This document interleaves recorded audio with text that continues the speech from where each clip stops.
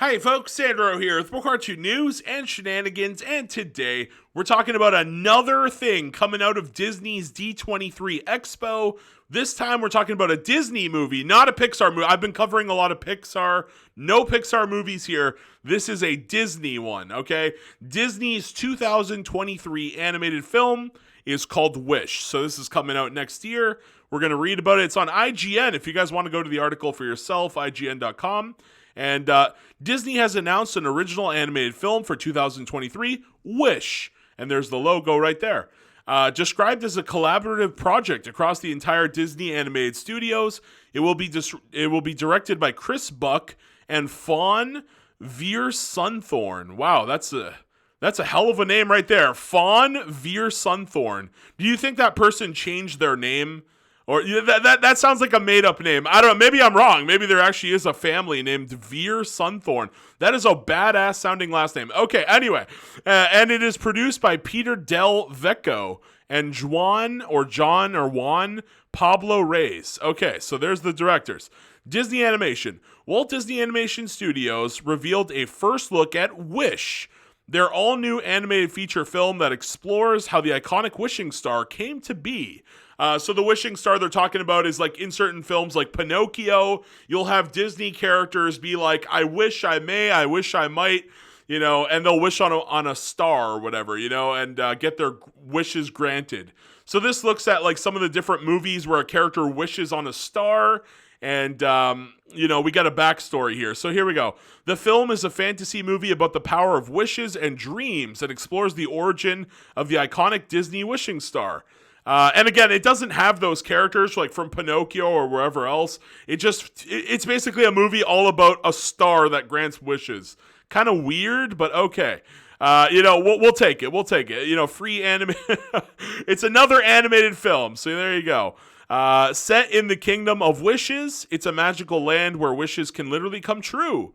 And that could be a really fun concept, especially if you guys have ever watched the Fairly Odd Parents, right? Sometimes Timmy will make like a very dangerous wish, like maybe he wishes that he's never born, right? Or maybe he wishes like everybody in the world loved him, and then you see like all the girls in the world dogpiling him and obsessing over him and literally trying to tear him limb from limb so they could get a piece of him.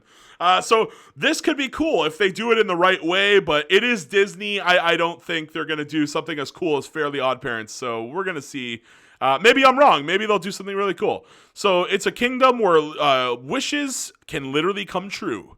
The theme was chosen for Disney's 100th anniversary and ties together a major theme across all Disney movies that wishes can come true. Wishes can come true, folks. I like this. That's always a great message. Sometimes they can come true. Other times, no, not so much. The art style of Wish combines watercolor animation. Oh, that's the thing. Yeah. I have to give a shout out to one of my subscribers, Johnny Marrero, because I actually missed this article originally.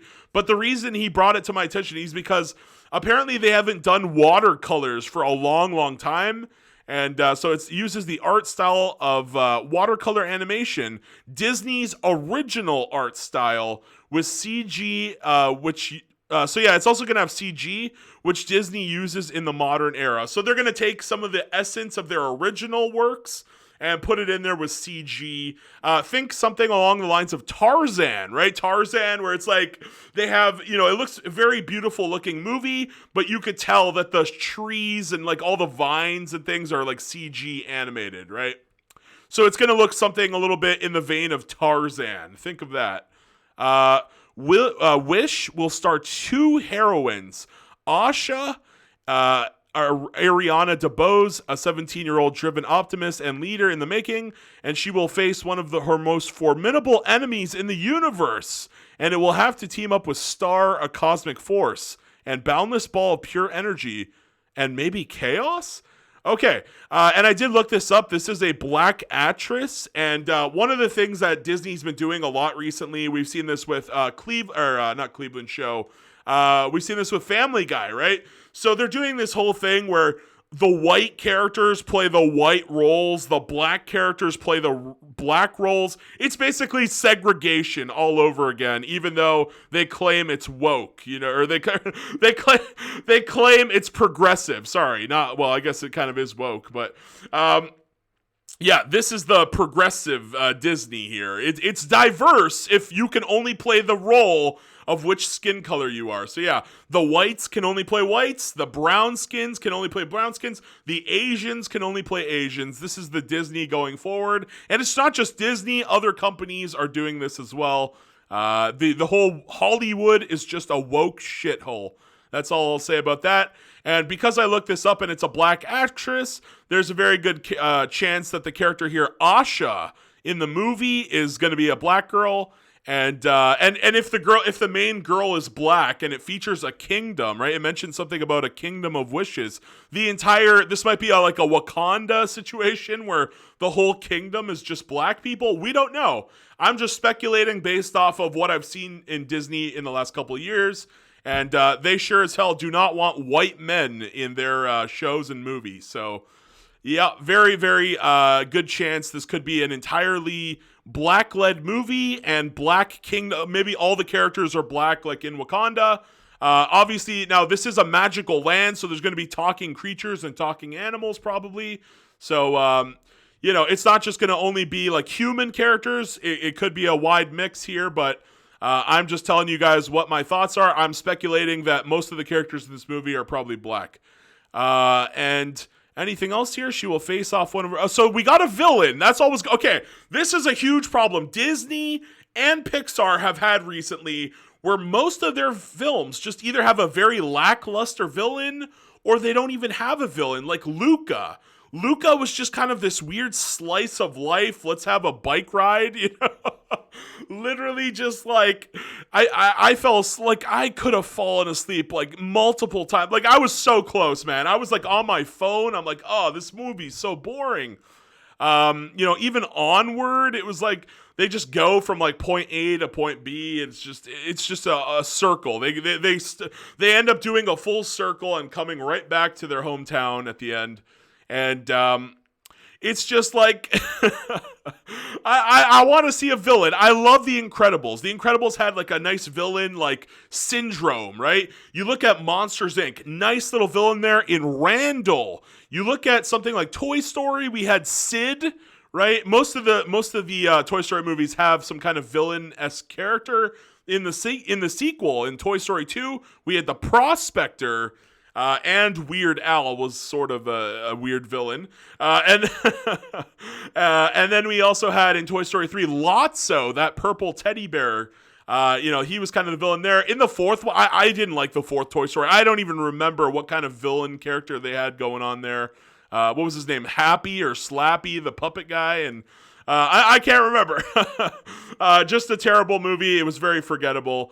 But Disney has had this issue, right? They've had this issue where they can't seem to make a good villain. Even like Lightyear, which was more of a recent Pixar film, that movie really, like, it was Zurg, but like it was really confusing. It's like Buzz is Zurg in the future, and man, I didn't want any of that shit. I just wanted a hardcore villain. He's out there, he's killing people, he's doing nasty shit, and the hero has to overcome it. This is what I'm hoping here. So as soon as I see formidable enemies, I'm like, yes, this is good shit. In the universe, and we'll have to team up with Star. So Star, not to be confused with Star Butterfly. It's a different Disney property. A cosmic force and boundless ball of pure energy and maybe chaos. Alan Tudyk. Disney's modern good luck charm will be a voice in Wish. Playing a goat named Valentino who gets his wish to communicate fulfilled. Okay, so there you go. Maybe a goat wishes to talk, and he could talk. And the soundtrack is composed by Grammy-nominated artist Julia Michaels. The audience at D23 got to listen to the very first song, More For Us, performed by DeBose. So there was a song. I'm not going to play that for obvious copyright reasons. But also, one of the things that caught my eye there was the animal. So a goat basically gets to talk. One of the things that we've always asked ourselves throughout Disney movies, how do these animals just randomly talk, right? Some of them, Some of them, maybe they have an explanation or something. Other times we just get a talking animal, It just happens. I'm trying to think of like a Mulan, right? Did like Mushu, did we ever get like a reason why Mushu can talk? I'm trying to think of some other ones. Like, no, Lilo and Stitch, that one was a different situation. The mice from Cinderella, they can talk, can't they? I thought they could. Or no, could Cinderella understand the mice? It's been so long, I can't even remember. I literally can't remember. Could the mice? I know the mice could talk, but I can't remember if they could understand them. And yeah, it's just an ongoing thing in Disney films that there's like some kind of like side animal that can talk. Sometimes it can't talk. In Moana, they just had like the pig or whatever, and there two animals in Moana. I can't remember, but they don't always talk. Sometimes they do, sometimes they don't. But anyways, it's interesting to see them take this weird perspective on something we've always seen in Disney. And by the way, this is like the 100th year celebration. Disney 100, right? We got the logo here, the Disney 100 years. Yeah, this was like the whole 100 years of wonder. So that's why they're doing this whole, here's a movie about the Disney star. It's probably this star right here, the one that always shoots across the castle. It's probably that exact star that they're going in on doing a movie about. But it could be cool. It's a cool concept. I really hope it needs to have a good villain. Like, if it doesn't have a good villain, the whole thing starts to fall apart. But I do like the idea of granting wishes. I'm a big fan of these kinds of shows like, Bewitched or like I said, Fairly Odd Parents. Any of these shows that grant wishes are always pretty cool in my books. And can't wait to see how do they do this? How is it going to unfold? It is using watercolors, so expect something to look like some of the older Disney cartoons or animated movies. And with CGI spliced in, so something in the vein of Tarzan with the vines and trees. So that's going to be that. Thank you guys for watching. Please please comment down below. Yeah, comment down below. Do you guys want to see more Disney villains? I sure do. Let me know your thoughts on this. What do you like? Where do you think they're heading with this film? What's the plot going to be? Do you think that somebody is trying to steal?